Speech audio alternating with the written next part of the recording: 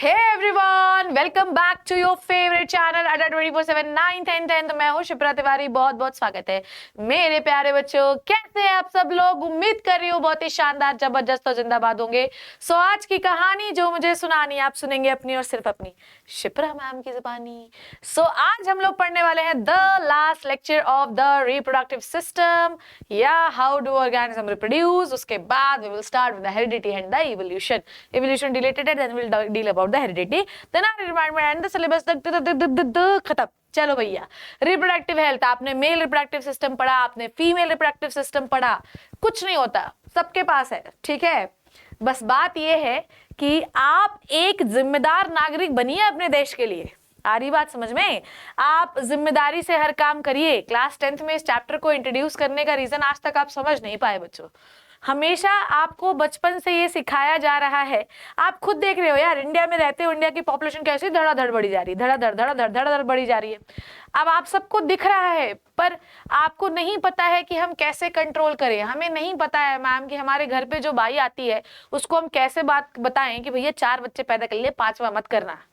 तो हम खुद एक जिम्मेदार नागरिक बने, देश के प्रति अपनी जिम्मेदारी निभाएं। क्लास 10th में रिप्रोडक्टिव सिस्टम में रिप्रोडक्टिव हेल्थ के टॉपिक को पढ़ते जाएं और दूसरों को ये बताएं कि बच्चे 2 ही अच्छे। आई बात समझ में? So reproductive health is one of the most important topic of your biology syllabus for class 10th। Even it is very important for class 12th and even it is very important for NEET aspirants. So listen to me very carefully. इसमें आपको ये बताया जाएगा कि आप किस तरीके से पॉपुलेशन को कंट्रोल कर सकते हैं। अब आपको ये सारे मेथड्स यूज नहीं करने हैं, पर हाँ आपको जानकारी होनी चाहिए कि आपके समाज में अगर चारों तरफ ऐसा कुछ हो रहा है तो आप उनको अवेयर करा सकें बच्चों। तो चलो शुरू कर देते हैं आज का लेक्चर, जो कि बड़ा मजेदार होना है। देखो भैया, ये मैंने आपको पहले ही बता दिया था, पोस्ट फर्टिलाइजेशन चेंजेस, ये हमने लास्ट क्लास में डिस्कस कर लिया था, ठीक है। Okay done. तो आज हमारा मैटर ऑफ कंसर्न है बच्चों, क्या मैटर ऑफ कंसर्न है? Population control. तो चलो बच्चों, पॉपुलेशन कंट्रोल के बारे में सीखते हैं, ठीक है।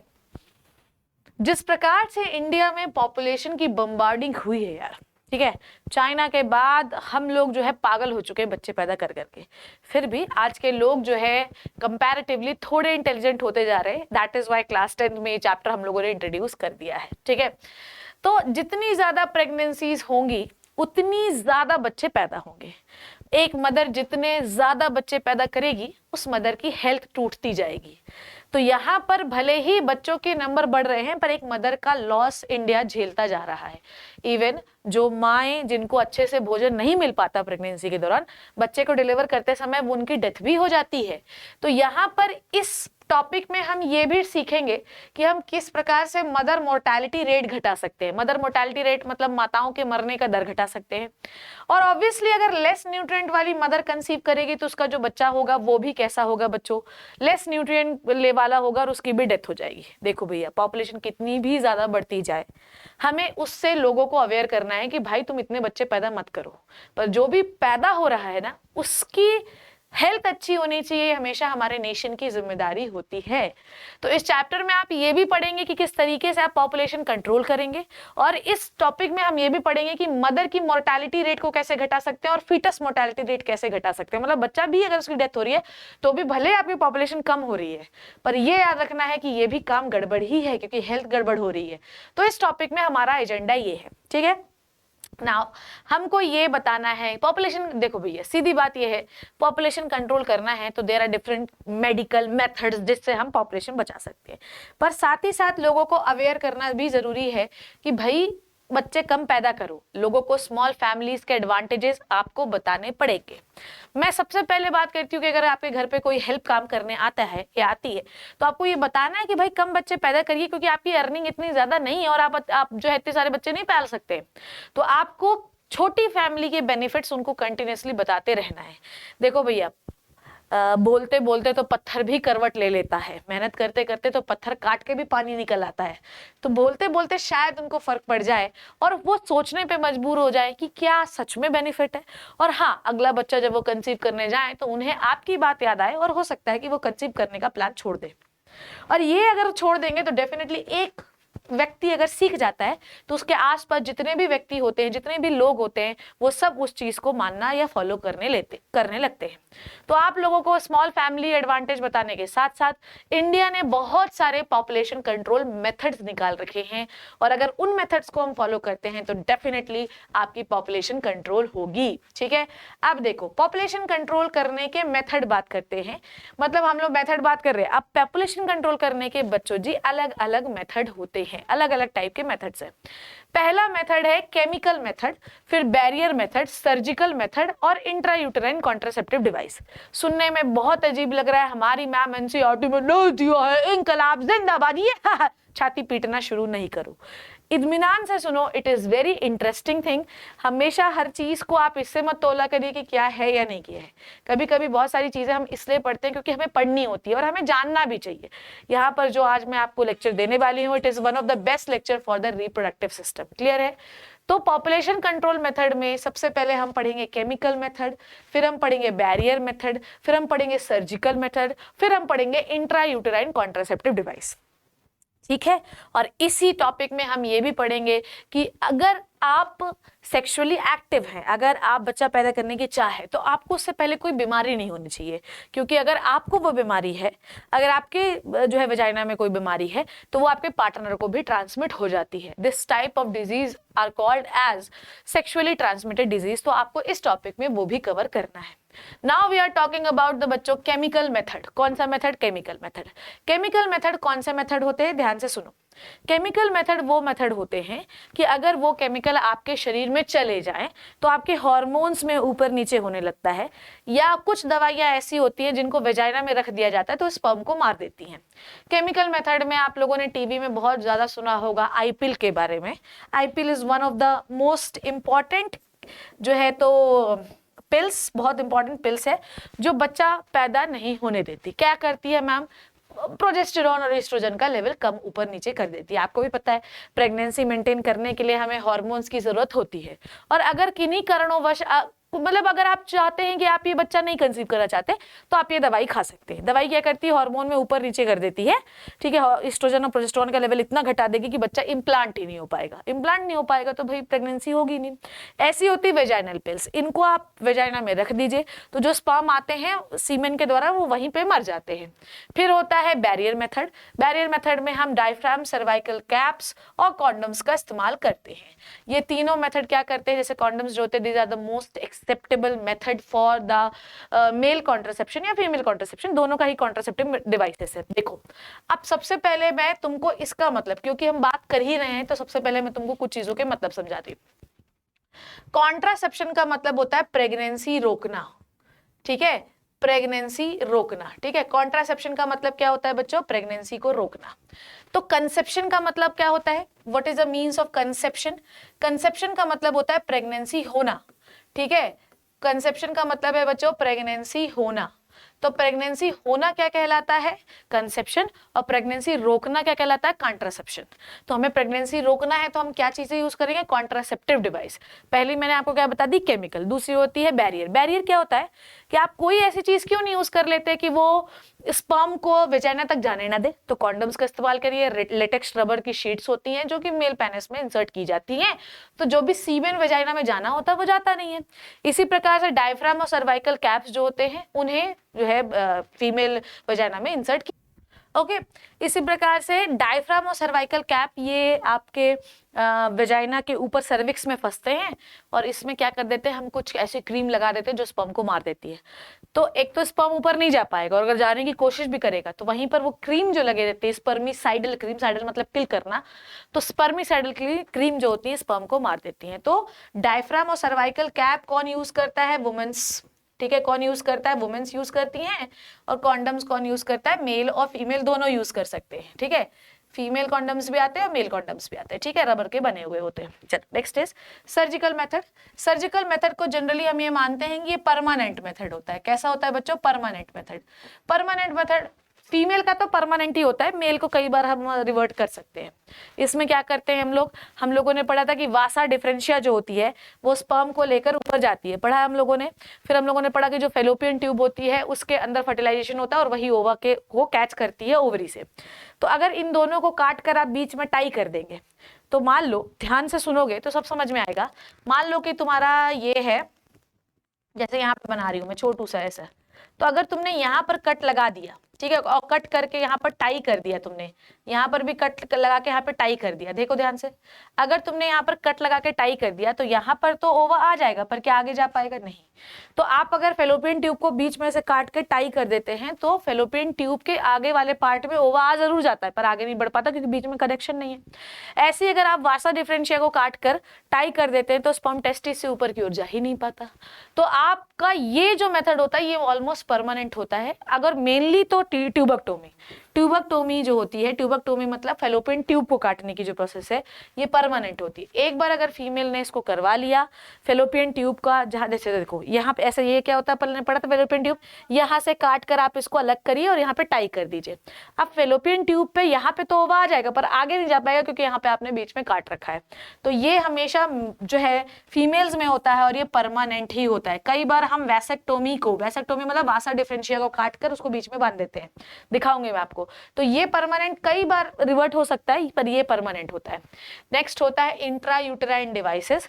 यूट्रस में एक टी शेप का डिवाइस हम वहां पे फंसा देते हैं और उसका एक धागा जो है वो वेजाइना से बाहर आता है ताकि फीमेल को ये फील होता रहे कि डिवाइस अच्छे से फंसी हुई है। अब ये डिवाइस जो है ये कॉपर को रिलीज करती है। कॉपर स्पर्म की मोटिलिटी को धीरे कर देता है और फैगोसाइट भी कर लेता है, जिस चक्कर में आपके स्पर्म ऊपर नहीं जा पाते। कॉपर टी फीमेल के द्वारा यूज किया जाने वाला इंट्रा यूटेराइन मतलब यूट्रस के अंदर लगने वाला टी शेप का डिवाइस होता है, तो स्पर्म ऊपर नहीं जा सकते। तो पहला हम लोगों ने पढ़ा केमिकल, जिसमें हमने पिल्स के बारे में पढ़ा, दवाई, ठीक है। फिर हमने पढ़ा बैरियर, जिसमें हमने पढ़ा कॉन्डम्स, डायफ्राम और सर्वाइकल कैप्स। फिर हमने पढ़ा सर्जिकल मेथड में वैसेक्टोमी एंड ट्यूबेक्टोमी और इंट्रा यूटेराइन डिवाइसेस में कॉपर टी, ठीक है, ये आपको याद रखना है। तो these are the contraceptive devices. ये flow chart is extremely important for you people, ठीक है। चलो भैया, अब मैं एक एक करके इनकी डिटेल शुरू करती हूँ, ठीक है। तो हमें ये पता है कि भैया पॉपुलेशन धड़ाधड़ बढ़ ही जा रही है, तो कुछ मेथड इस्तेमाल करिए जिससे भैया साहब पॉपुलेशन कंट्रोल रहे। मैम क्या करें हम? सबसे पहले आप लगाइए बैरियर मेथड, फिर आप लगाइए केमिकल मेथड, फिर intrauterine device, natural method, surgical method. बहुत सारे प्यारे प्यारे से मेथड है। आओ एक एक करके हम मेथड्स को एक्सप्लोर करना शुरू कर देते हैं। चलो भैया जी, बैरियर मेथड में मैंने आपको पहले बताया कॉन्डम्स का इस्तेमाल करिए, सर्वाइकल कैप्स का इस्तेमाल करिए और डायफ्राम्स का इस्तेमाल करिए। सर्वाइकल कैप्स जो सर्विक्स में फंसेगा और डायफ्राम्स भी सर्विक्स में ही फंसते हैं। ये कौन यूज करेगा? सर्विक्स फीमेल के पास है ना, तो ऑब्वियसली फीमेल। कॉन्डम दोनों के लिए होते हैं, मेल और female. And now listen to me very carefully. जब आप डायफ्राम और सर्वाइकल कैप को इस्तेमाल करिए तो इसमें क्या लगा दीजिए, थोड़ी सी स्पर्मिसाइड क्रीम लगा के ऐसे सर्विक्स में फंसा दीजिए। स्पर्म आए, जैसे मान लो कि ये अपने क्या बना रखा है, ये बना रखा अपन ने डायफ्राम। अब यहाँ से स्पर्म चलते हुए आएंगे, आज तो मेरा ओवा मुझे मिल के रहेगा, पर यहाँ पर आपने कौन सी क्रीम लगा रखी है बेटा जी? यहाँ पर आपने कौन सी क्रीम लगा रखी है? बोलो बोलो। यहाँ पे आपने लगा रखी है स्पर्मिसाइडल क्रीम। कौन सी क्रीम लगा रखी है? Spermicidal cream. तो यहाँ पर spermicidal cream kill the sperm, ठीक है, क्या कर देगा? Kill the sperm. स्पर्म को क्या कर देगा बेटा जी? किल कर देगा। समझ में आई बात? और अगर एक तो वैसे ही जाने से ऊपर रोक रहा है, ऊपर से यहाँ पे आपने स्पर्मिसाइडल क्रीम लगा रखी है, तो जाने की कोशिश भी करेगा तो वहीं पर उसको खा लिया जाएगा। क्लियर है? तो कॉन्डम्स के बारे में शुरू करते हैं। ये रबर शीट्स होती है और इसको मैन जो होता है वो अपने पेनिस में कवर करता है, ठीक है। बहुत ही सिंपल मेथड है and one of the most popular method in the India which is used by the males to prevent the pregnancy, ठीक है। आई बात समझ में? और इसका कोई साइड इफेक्ट नहीं होता और दोनों के लिए होता है, ठीक है। डायफ्राम मैंने आपको बताया, इसी को हम सर्वाइकल कैप भी कह सकते हैं। रबड़ की होती है, प्लास्टिक की होती है, रीयूजेबल होती है, सर्विक्स में फिट कर ली जाती है। ये स्पर्म की एंट्री यूट्रस में जाने से रोक देती है। दिख रहा है आपको? कैसा दिखाई दे रहा है? आगे बढ़ते हैं। नेक्स्ट अपन आते हैं केमिकल मेथड। केमिकल मेथड में मैंने आपको बताया कि ओरल पिल्स का इस्तेमाल होता है, ठीक है, पिल्स का इस्तेमाल होता है। ये पिल क्या है बच्चों? समझो बात को। ये पिल कुछ नहीं है, ईस्ट्रोजन और प्रोजेस्टेरॉन का मिक्सचर है, ठीक है। देखो भैया, प्रेगनेंसी होने में हार्मोन का ही जरूरत होता है। अगर आप इन हार्मोन को किसी भी तरीके से ऊपर नीचे कर दें, इनका लेवल कुछ ज्यादा कर दे, कुछ ज्यादा कम कर दे, तो प्रेगनेंसी नहीं हो सकती। सीधे ठेठ भाषा में समझो तो ये जो दवाइयां हम खाते हैं प्रेगनेंसी को रोकने के लिए, इनको 72 घंटे के अंदर खा लेना चाहिए, ठीक है। ये जो दवाइयां होती हैं ये बेसिकली ये चेक करती हैं कि ओव्यूलेशन जो है वो तो नहीं हो गया है। अगर मान लो आपका ओवा फेलोपियन ट्यूब में रखा था और स्पर्म उस समय पहुंच गया तो फर्टिलाइजेशन तो हो जाएगा। तो हम पिल्स के द्वारा हार्मोन का कॉम्बिनेशन ऐसा ऊपर नीचे कर देते हैं फीमेल बॉडी में कि अगर फर्टिलाइजेशन हो भी गया तो इम्प्लांटेशन नहीं होगा, और अगर ओव्यूलेशन होने वाला है तो ओव्यूलेशन नहीं होगा। कुल मिला के हम इन पिल्स में ईस्ट्रोजन एंड प्रोजेस्टेरॉन का मिक्सचर दे देते हैं ताकि प्रेगनेंसी ना हो, ठीक है। केमिकल मेथड कहलाता है ये। साथ ही साथ आपकी जो फीमेल्स होती हैं वो बहुत सारी टैबलेट वेजाइनल पिल्स में रख लेती ताकि स्पर्म किल हो जाए, बहुत सारी क्रीम्स का इस्तेमाल करती हैं, वेजाइना में लगा लेती हैं ताकि स्पर्म मर जाए वहीं पे, ठीक है। और तो ये सारे कॉमन जैसे जेलीज हो गया, क्रीम्स हो गया, पेस्ट हो गया, दवाइयां हो गई जो वेजाइना में लगा लेने पे या रख लेने पे स्पर्म वहीं पे मर जाते हैं। और सबसे इंपॉर्टेंट ओरल पिल्स होती हैं, और इसका एक बहुत एग्जाम्पल इंपॉर्टेंट है, या आपने टीवी में एड भी देखा होगा, दैट इज द आई पिल, ठीक है, दैट इज द बच्चों जी आई पिल। नेक्स्ट अपन बात करते हैं intra uterine contraceptive devices. Look at this, look at this, ये टी शेप का आपको दिख रहा है, ये जो औरत पकड़ी हुई है टी शेप का आपको दिखाई दे रहा है, ये क्या करते हैं ये लोग ऐसे जाकर यूट्रस में ऐसे करके फंसा देते हैं, ये देखो ये यूट्रस में ऐसे करके फंसा देते हैं, क्लियर। और इसका जो धागा है ना जैसे वेजाइना से बाहर आता रहता है ताकि फीमेल इसको फील करती रहे, ऐसा ना हो कि इधर उधर घुस जाए। तो होता क्या है कि मान लो बेटा जी यहाँ से स्पर्म गए, ठीक है, स्पर्म जा रहे हैं, मैं तो आज मेरी सजनी से मिलके रहूंगा, पर सजनी से आप मिल ही नहीं पाओगे क्योंकि यहाँ पर आपने क्या फंसा रखा है, कॉपर टी। ये कॉपर टी नाम का डिवाइस जो यूट्रस में फंसा हुआ है ये क्या रिलीज करता है राजा बेटा, ये रिलीज करता है भाई साहब कॉपर, और कॉपर स्पर्म को क्या कर देता है, दो घूंट मुझे भी पिला दे शराबी, वो स्लो हो जाते हैं और आपका स्पर्म ऊपर नहीं जा पाता, ओवा से मिल नहीं पाता, ठीक है। ओवा से मिल ही नहीं पाएगा तो फर्टिलाइजेशन कैसे होगा, और 48 आवर्स के बाद ओवा अपने आप मर जाता है, ठीक है, पढ़ाया मैंने आपको। तो इंट्रायूटेराइन डिवाइसेस जो होते हैं ये कॉपर के भी बने हो सकते हैं, प्लास्टिक के बने हो सकते हैं, स्टेनलेस स्टील के बने होते हैं, पर हमें कॉपर वाला पढ़ना है। कॉपर टी देख लो, कॉपर टी क्या होती है ये, और सुनो घर पे नहीं लगा सकते कॉपर टी, कॉपर टी जो है वो हमेशा नर्सेस और डॉक्टर ही लगाते हैं, ठीक है। और ये आपके यूट्रस में फंसा दिया जाता है, ठीक है, स्पर्म को ये एंट्री लेने नहीं देता ऊपर, ये याद रखना है आपको, ठीक है। नाउ द है ये, the another contraceptive device is the loop, spiral ring and the shield बो, पर ये आपको याद नहीं रखना है, पर ये याद रखना है कि आपके पास ऐसे बहुत सारे ऐसे डिवाइस होते हैं। कॉन्ट्रासेप्टिव डिवाइस को आप जब तक मन चाहे तब तक लगाए रह सकते हैं। किसी किसी वुमेन को तो बड़ा सूट करता है, किसी किसी को नहीं करता है, पता है, किसी किसी को रिएक्शन भी बहुत भयंकर होता है इसका।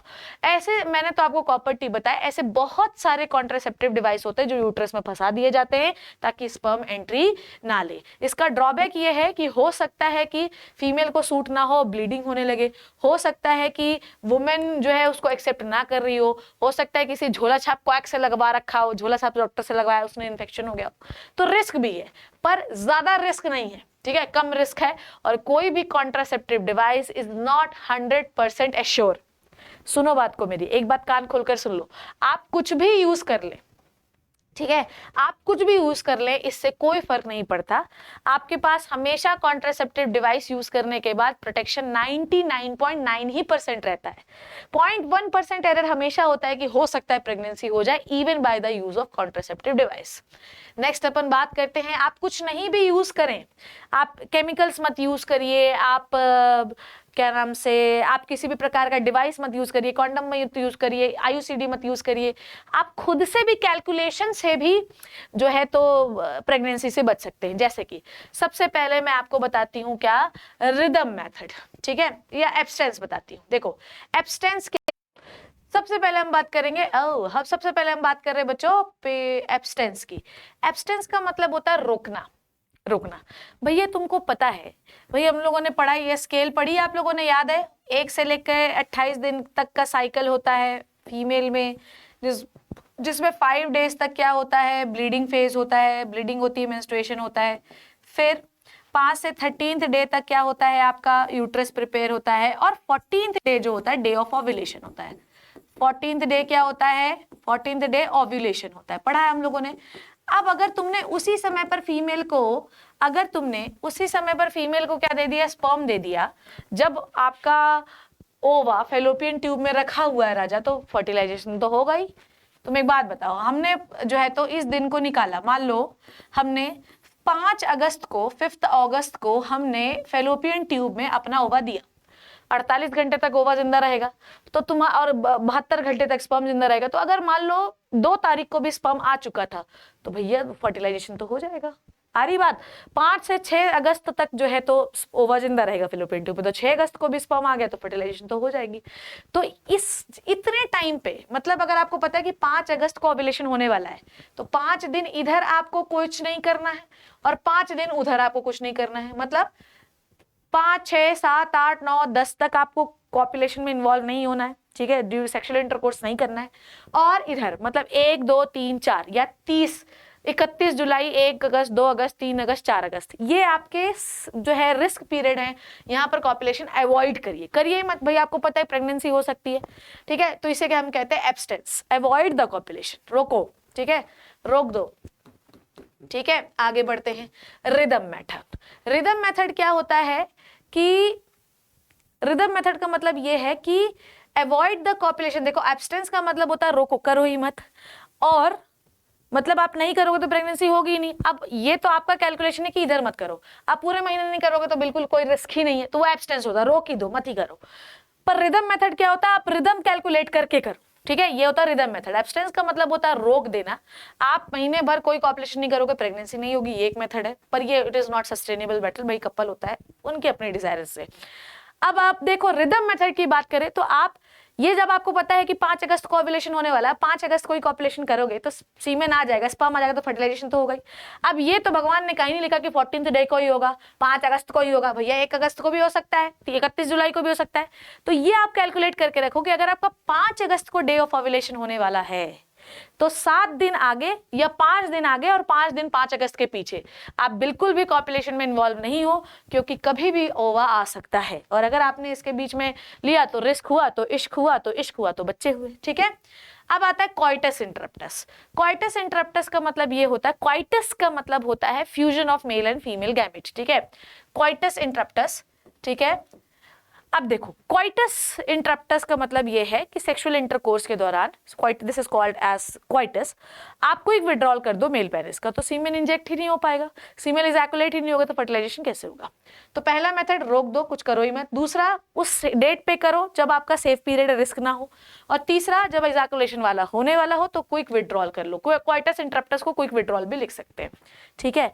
मोस्ट ऑथेंटिक मेथड जो होता है, ध्यान से सुनो, मोस्ट ऑथेंटिक मेथड, सबसे ज्यादा जो ऑथेंटिक मेथड है बेटा वो है आपका ये सर्जिकल मेथड। सर्जिकल मेथड को हम मोस्ट ऑथेंटिक मेथड क्यों मानते हैं, ध्यान से सुनो, ध्यान से सुनो एवरीबॉडी। सबसे पहले हम बात करते हैं ट्यूबेक्टोमी, सल्पेंजेक्टोमी भी कहते हैं, पर आपको वो नहीं पढ़ना है। अगर मान लो ये ओवरी से ये ओवा फेलोपियन ट्यूब में गया और आपने फेलोपियन ट्यूब को काट के बीच में से अलग कर दिया है, तो यहाँ फेलोपियन ट्यूब पहुंचेगा नहीं, तो फर्टिलाइजेशन नहीं होगा।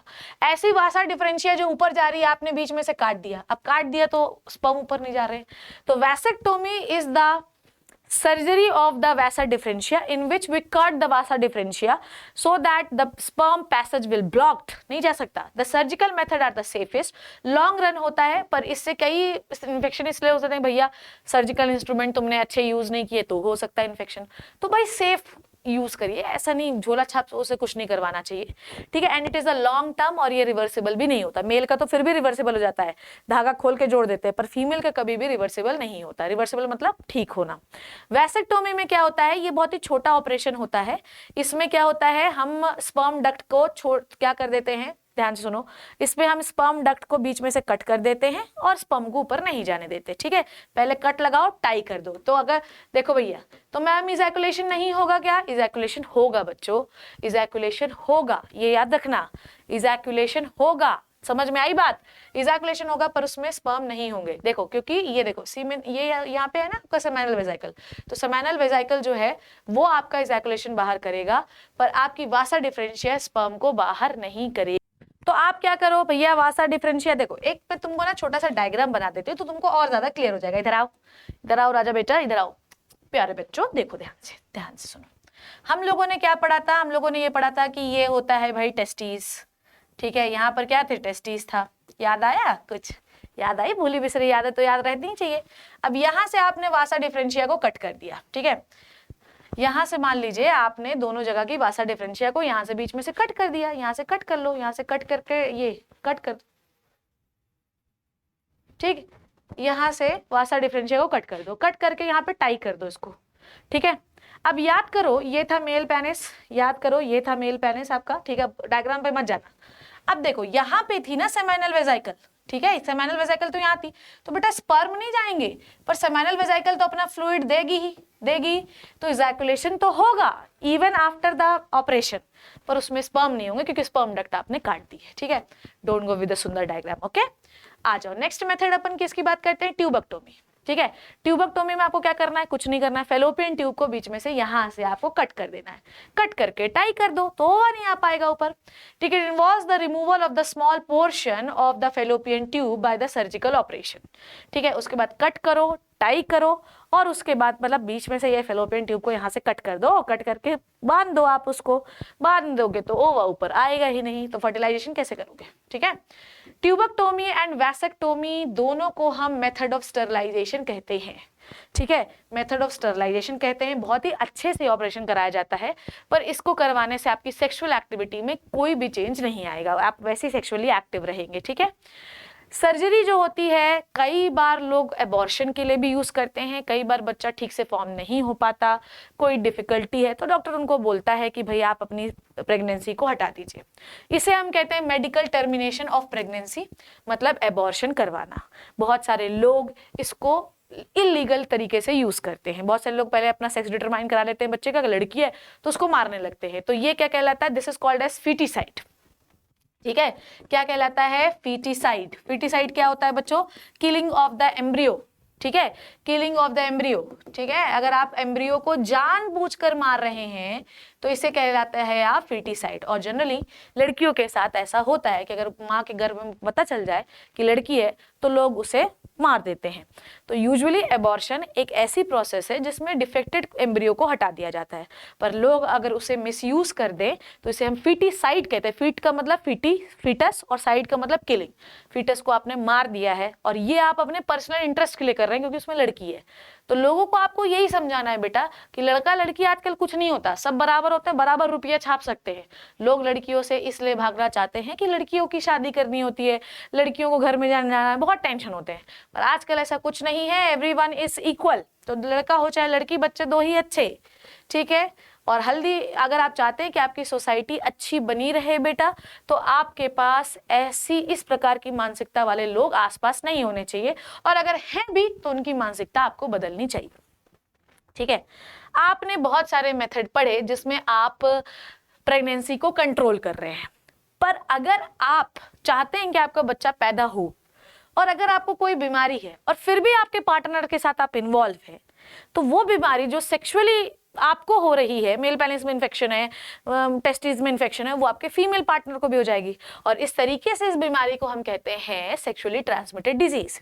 During the sexual intercourse when the disease is transfer from one partner to the another, this is called as sexually transmitted disease, ठीक है। और ये कब से शुरू हो जाती है, जब से आप सेक्सुअली एक्टिव हो जाते हैं। That is why we need to prevent the disease, that is why during the sexual involvement both the partner should have the condoms, आपको वियर करना चाहिए ताकि किसी भी प्रकार का कोई भी इंफेक्शन पार्टनर को ना पहुंचे, ठीक है।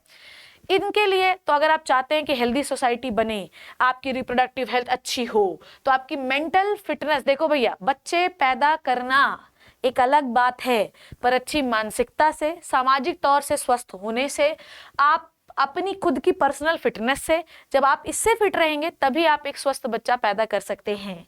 तो what is the good reproductive health? It is the physical fitness, mental fitness, social fitness. It is the sum of all the fitness present in around you.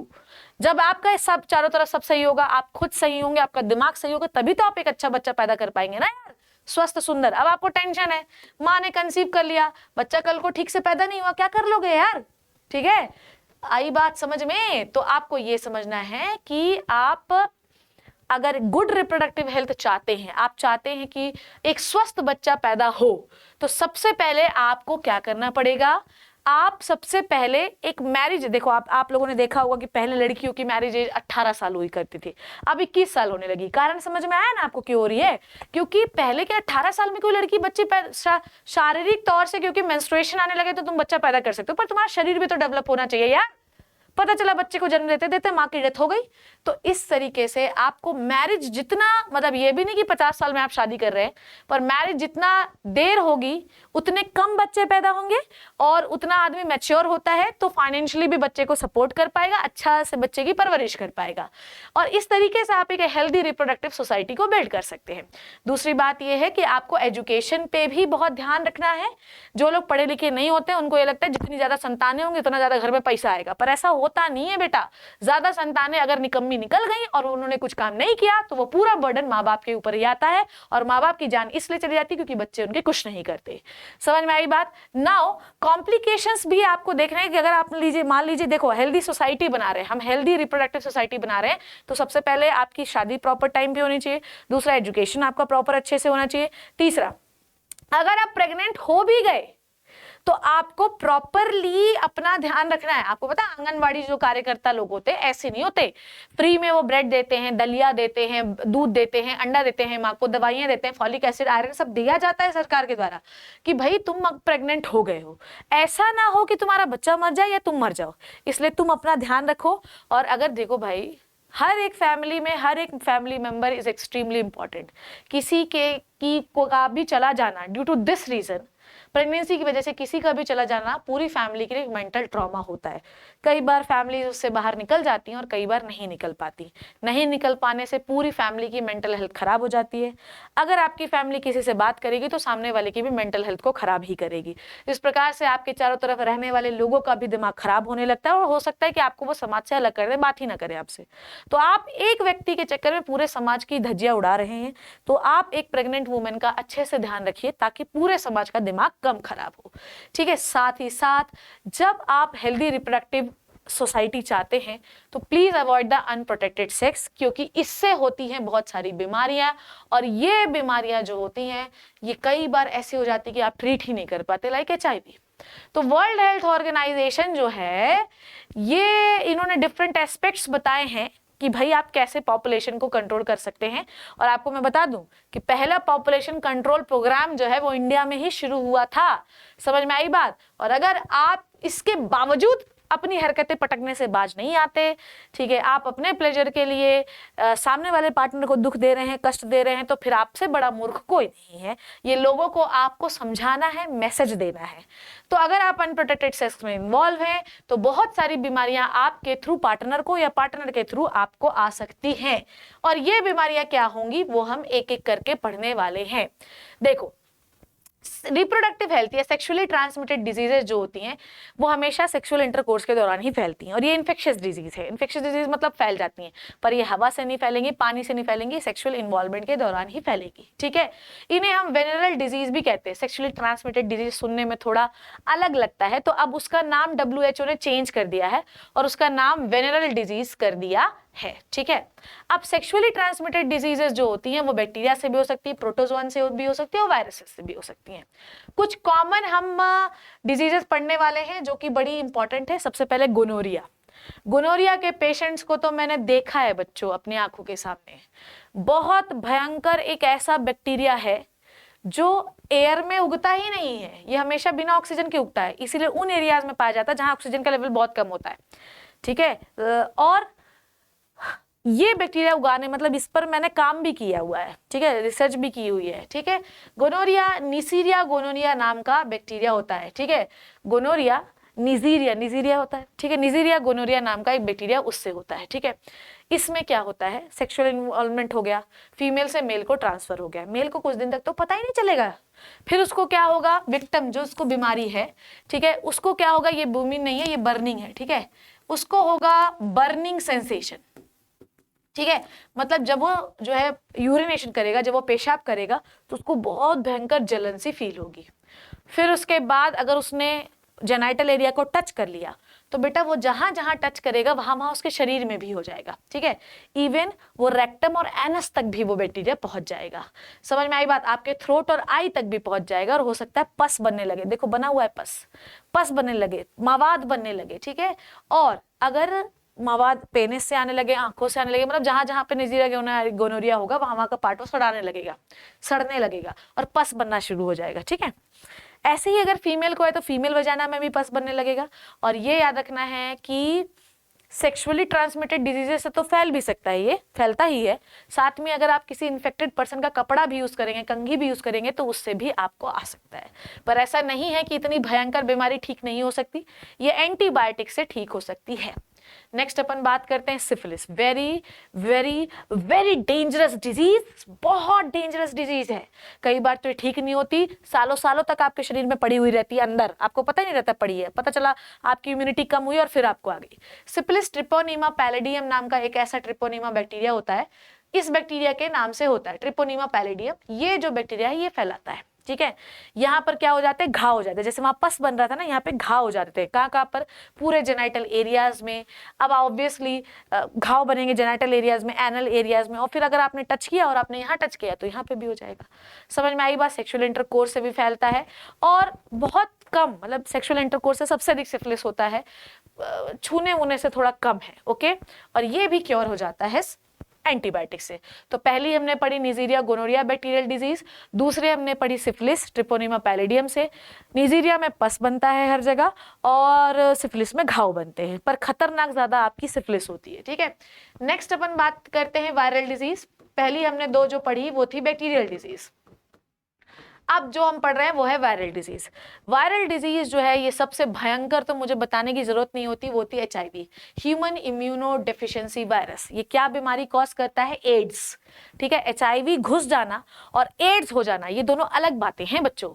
जिस दिन आपने सेक्सुअल इंटरकोर्स किया, आपके पार्टनर से आपके अंदर आ गया, तो आप HIV पॉजिटिव है, पर अभी आप एड्स पॉजिटिव नहीं है। फिर HIV आपके शरीर में अंदर घुसेगा, वहाँ सब जगह आपको पूरे सेल्स को डैमेज करने लगेगा और फिर आपको होगी एड्स। तो HIV और एड्स दोनों में अंतर है। जिस दिन आपके शरीर में HIV घुसता है, then you are HIV positive, ठीक है। और जब वो HIV एड्स कॉज कर देता है, then you are called AIDS positive. और इसमें लोगों को 10-10 साल भी लग जाते हैं, ठीक है। और बेटा HIV ऐसा है कि एक बार हो जाए तो शरीर में कभी ठीक नहीं होता, ठीक है। ज्यादातर जो इंडिया में जो HIV होता है वो ट्रक ड्राइवर्स को होता है, बिकॉज उनका पार्टनर अननोन होता है और वो प्रोटेक्शन यूज नहीं करते, ठीक है। और ये बहुत भयंकर तरीके से फैलता है। सबसे पहले आपको ये आपकी वो लिखी हुई है हिस्ट्री, पर आप नहीं भी याद करेंगे तो भी चलेगा। HIV जो है, एड्स जो है, वो एक वायरस से फैलता है जिसे हम ह्यूमन इम्यूनो वायरस भी कहते हैं। जिसे सबसे पहले देखो, अब ये आपकी डिस्कवरी, आप पढ़ना चाहें तो पढ़े, ठीक है। सबसे पहले इंडिया में एड्स को नोटिस किया गया था चेन्नई में, और वो था 1986 में आपकी चेन्नई की प्रोस्टिट्यूट्स में। ऑब्वियसली उनके में ज्यादा होगा क्योंकि वो इस चीज में अवेयर नहीं होती। Now they are very aware, क्योंकि उनको पता है कि HIV हो जाएगा, ठीक है। इस बीमारी के सिम्टम्स आपको कुछ दिनों तक तो पता ही नहीं चलेंगे। फिर क्या होता है? वेट लॉस होने लगता है, भूख नहीं लगती है, कंटिन्यूसली कभी डायरिया होने लगता है, फीवर होने लगता है, ठीक है, कफ होने लगता है, रात में पसीना आने लगता है, आपको कमजोरी लगती है, सांस लेने में डिफिकल्टी लगती है, चीजें आप जो है सोचते हैं और भूल जाते हैं, आपको समझ में नहीं आता क्या हो रहा है। तो ये सारे सिम्टम हैं बच्चों। और ये लोगों को लगता है भाई बुखार आ रहा है, क्या हो रहा है, वायरल फीवर हुआ होगा, वेट लॉस हो रहा है, भूख नहीं लगती, प्यास नहीं लगती, कहीं मुझे प्यार तो नहीं हो गया, नहीं, तुम्हें HIV हो सकता है, ठीक है। तो ये बात आपको समझनी जरूरी है कि कई बार आपके सिम्टम आपको ऐसे लगते हैं कि ये नॉर्मल है, ठीक है, पर होते वो HIV के हैं। तो फिर लोग आपकी काउंसलिंग भी करते हैं, आपका सैंपल भी लेते हैं और HIV का टेस्ट भी करवाते हैं। HIV कैसे शेयर होता है? अनप्रोटेक्टेड सेक्स से शेयर होता है। अगर आप किसी की इन्फेक्टेड नीडल इस्तेमाल कर लेंगे, मतलब तुम्हारा इंजेक्शन किसी और को लगा दिया, उसको हो जाएगा। जो ड्रग एब्यूजर्स होते हैं, जो एक ही सिरिंज से ड्रग्स लेते हैं, उनको तो बड़ा HIV होता है। ब्लड ट्रांसफ्यूजन से हो सकता है। तो कुल मिला के किसी भी प्रकार का फ्लूइड अगर आपके कॉन्टेक्ट में आएगा किसी इन्फेक्टेड पर्सन का, तो आपको हो जाएगा। किस करने से नहीं होता, सलाइवा में बहुत कम कॉन्सेंट्रेशन ऑफ HIV होता है, इसलिए नहीं होगा। प्रिवेंशन क्या करें बताओ बच्चों? लोगों को अवेयर करेंगे, भाई प्रोटेक्शन यूज करिए during the sexual intercourse, fresh needle इस्तेमाल करिए, ड्रग्स का इस्तेमाल ही मत करिए, है ना। ब्लड ट्रांसफ्यूजन में पहले ब्लड टेस्टिंग करवाइए, पहले HIV का टेस्ट करवाइए जिससे आप ब्लड ले रहे हैं, ठीक है। 1 दिसंबर जो है वो वर्ल्ड एड्स डे के नाम से मनाया जाता है। ठीक है। वो जेनाइटल वॉर्ड्स जो होते हैं, देखो इस प्रकार से ये पैर में बना है, पर ये वेजाइनल एरियाज में भी होते हैं, इनको हम जेनाइटल वॉर्ड्स कहते हैं। तो बैक्टीरिया में हम लोगों ने कौन कौन सी पढ़ी? बैक्टीरिया में हम लोगों ने पढ़ी 2, ठीक है। बैक्टीरिया में हमने कौन कौन सी पढ़ी? 2 पढ़ी बच्चों, सिफिलिस और गोनोरिया, और वायरस में वॉर्ड्स और HIV। और आप बाकी की पढ़ो मत, इतने इंपॉर्टेंट है। Now child bearing and women health. हर जीवन को एक अच्छा, हर लाइफ को एक अच्छा जीवन जीने की चाह है, ठीक है। और हर जो पर्सन चाहता है कि वो एक अच्छा जीवन चाहे जिए। हर किसी को एक अच्छा जीवन देने के लिए हर किसी की फैमिली अग्रसर होती है कि भाई माँ बाप है तो अपने बच्चे को अच्छी जीवन देगी, पर सिर्फ माँ बाप की जिम्मेदारी बच्चे तक नहीं है, या बच्चे की जिम्मेदारी उनके बच्चे तक नहीं है। हमारी जिम्मेदारी एक सोसाइटी के प्रति भी है। समझ में आई बात? ओके। तो हमें अपनी सोसाइटी के लिए भी बहुत ज्यादा काम करना है बच्चों। और हर वुमेन जो ये सोचती है, अगर कोई बच्चा, कोई लड़की मेरा वीडियो देख रही है और अगर वो ये सोचती है कि उसकी जिम्मेदारी उसके परिवार के प्रति है, उसके पति के प्रति है, उसके होने वाले बच्चों के प्रति है, तो नहीं। सबसे पहले एक वुमेन की जिम्मेदारी सिर्फ उसके प्रति है। पहले वो अपने आप को ठीक रखे, तभी वो एक अच्छी फैमिली बना पाएगी और उस फैमिली को संभाल पाएगी, ठीक है। तो हमें अच्छे समाज के लिए एक अच्छे लोगों की जरूरत है, और वो एक अच्छी वुमन, एक अच्छी नारी को स्वस्थ तब रख पाएंगे जब वो स्वयं स्वस्थ होंगे। तो कुल मिला के ये है कि सबको स्वस्थ रहना जरूरी है, ठीक है। आगे बढ़ेंगे तो ये मैंने आपको समझाया। देखो वुमेन में सबसे अधिक, अगर मैं पूछूं कि वुमेन में हेल्थ गिरने का सबसे बड़ा कारण क्या है? बार बार बच्चे पैदा करना यार। पहले इवन मेरी मदर के जमाने में भी ऐसा होता था कि अगर 2 लड़कियां लगातार हुई तो तीसरा बच्चा पैदा करना है। इवन मेरी खुद की रियल जो मेरी ताई जी हैं, she having the 5 girls, after that she had 1 boy, then again girl, ठीक है। ये चाह के लिए, शायद ये चाह की वजह से कि शायद दूसरा भी लड़का हो जाए। बार बार तुम 6-7 बच्चे पैदा करोगे तो तुम्हारी हेल्थ क्या होगी? और अब उनके ऐसे हालत हो गई कि भाई बिस्तर में डले हुए हो। तो ये याद रखना है कि भाई ज्यादा बच्चे मत पैदा करिए, तो वुमेन की हेल्थ मेंटेन रहेगी। दूसरी बात, और बच्चे की भी हेल्थ मेंटेन रहेगी। दूसरी बात यह है कि हमेशा अगर आप चाहते हैं कि आपका स्टैंडर्ड ऑफ लिविंग अच्छा रहे, तो या तो बच्चा 1 पैदा करिए, या तो 2 भी कर रहे हैं तो उनके बीच में बहुत अच्छे से गैप रखिए, ताकि दोनों के बच्चों की अंडरस्टैंडिंग भी अच्छी हो और दोनों को अच्छा लाइफस्टाइल मिल सके। हमेशा याद रखिए कि use of contraception, birth control करिए, आप कॉन्डम्स का इस्तेमाल करिए, पिल्स का इस्तेमाल करिए। पिल्स का इस्तेमाल ज्यादा मत करिए क्योंकि हो सकता है वो आपको रिस्क में डाल दे, ठीक है।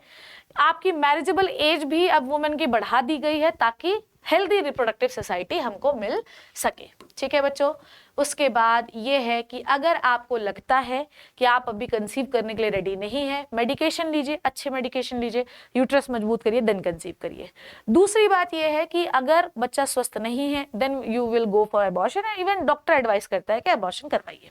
दूसरी बात ये है, अगर आप चाहते हैं कि बच्चा हेल्दी हो और माँ भी हेल्दी हो, तो ब्रेस्ट फीडिंग को प्रमोट करिए। अगर कोई माँ, उसका बच्चा है तो उसे ब्रेस्ट फीड कराना ही चाहिए, ताकि माँ भी हेल्दी रहे और बच्चा भी हेल्दी रहे, ठीक है। हमेशा ये याद रखिए कि वुमेन की जो हेल्थ, ध्यान सुनो, देखो क्यों बच्चा बीमार पड़ता है? क्योंकि माँ ने खाना खाया नहीं तो बच्चे को भी नहीं मिला, और बच्चे को नहीं मिला तो बच्चा माल न्यूट्रिशन वाला पैदा हुआ। तो इसलिए ये इंपॉर्टेंट है कि हमेशा जो प्रेग्नेंट वुमेन है, पहले तो प्रेग्नेंट होने मत दीजिए 1 बच्चा होने के बाद, और अगर हो गई है तो प्लीज उसे अच्छे से खाना दीजिए, प्रॉपर उसे हमेशा स्ट्रेस से दूर रखिए, और अगर वो अच्छा खाना खाएगी तो उनके घर पे आने वाली संतान भी अच्छी होगी, ठीक है। अब देखिए, हमेशा ये याद रखिएगा कि अगर कोई फैमिली आपको प्रेशराइज करती है कि आपको नहीं, इस फैमिली में 10 बच्चे होने चाहिए, तो उसके क्या क्या साइड इफेक्ट होने चाहिए। देखो कई बार ऐसा होता है ना बच्चों कि प्रेगनेंसी हो गई है, ठीक है, या तो प्रेगनेंसी होने मत दीजिए, मेथड आपको बता दिया मैंने। प्रेगनेंसी हो गई है तो आपको ध्यान रखना है, और प्रेगनेंसी हो गई है तो मदर को स्वयं का भी ध्यान रखना है। कई बार ऐसा होता है कि प्रेगनेंसी हो गई और मदर जो है जबरदस्ती की सर दर्द की दवाई, पैर दर्द की दवाई, आंख दर्द की दवाई खाती रहती है, जिसकी वजह से उसकी बॉडी में इतना केमिकल हो जाता है कि बच्चे की डेथ हो जाती है। जब आपकी प्रेगनेंसी है तो मेंटेन करिए कि भैया ड्रग्स मत लीजिए, स्मोकिंग मत लीजिए। अगर आप बहुत ज्यादा अल्कोहल लेते हैं तो आपका फीटल अल्कोहल सिंड्रोम हो जाता है और बच्चे का स्ट्रक्चर ही बदल जाता है। तो आपने क्या सीखा आज के लेक्चर में? हमने ये सीखा कि भाई ऐसा है कि पॉपुलेशन को कंट्रोल करिए। पॉपुलेशन कंट्रोल करने के तरीके भी सरकार ने बताए, एज बढ़ाइए, एजुकेशन बढ़ाइए, 2 बच्चों के बीच में गैप रखिए, बच्चे 2 ही अच्छे, स्लोगन चिपकवाइए, ठीक है। प्रेगनेंसी मत होने दीजिए तो यूज करिए कॉन्ट्रासेप्टिव मेथड जो मैंने आपको बताए, बैरियर मेथड, फिर सर्जिकल मेथड, फिर केमिकल मेथड, फिर नेचुरल मेथड, सारे बताए मैंने आपको। अगर प्रेगनेंसी हो गई है तो वुमेन अपना ध्यान रखे, परिवार उसका ध्यान रखे। परिवार नहीं रखेगा तो बच्चा माल न्यूट्रिशन होगा। वुमेन अपना खुद नहीं रखेगी तो फीटल एल्कोहल सिंड्रोम और बच्चा क्लेफ्टेड लिप वाला टू, ऐसे जो लिप होता है वो नहीं बनता, ऐसे पूरा जबड़ा नहीं बनता, ऊपर वाला आधा आधा हो जाता है। तो अपना अगर प्रेगनेंसी हो गई है तो वुमेन को अपना भी ध्यान रखना चाहिए। तो आज का लेक्चर बेसिकली जो इंपॉर्टेंट चीज है वो है आपकी मेथड ऑफ कॉन्ट्रासेप्शन, जो आपके एग्जामिनेशन के लिए एक्सट्रीमली इंपॉर्टेंट है। बाकी सारी चीजें आपकी जनरल अवेयरनेस के लिए थी। भगवान के लिए उसे सुनिए, लोगों को बताइए कि बच्चे दो ही अच्छे, चाहे लड़का हो या लड़की, हमेशा चमकते रहने के लिए सूरज की आंख से तो सामना करना ही पड़ेगा। अगर आपको ये लगता है कि आपके लिए रैंडम कोई भगवान तथास्तु करने आएंगे और आप सक्सेसफुल हो जाएंगे, कभी नहीं होगा ऐसा। हर किसी को अगर बनना है सूरज जैसा तो सूरज के सामने आंख मिला के खड़े भी रहना पड़ता है। तो अगर आप चाहते हैं कि सूरज की तरह चमकते रहिए तो सबसे पहले अपने आप को घिसिए, देन चमकिए, ताकि आपकी चमक से लोगों की आंखें बंद हो जाएं। So this is all about the last lecture of the how do organism reproduce. I hope you learn and enjoyed the session मेरे प्यारे बच्चों। नेक्स्ट चैप्टर में मिलेंगे which is the heredity and evolution. इंतजार करिएगा और पढ़ते रहिएगा। ध्यान रखिएगा। Thank you so much. Take care and bye bye.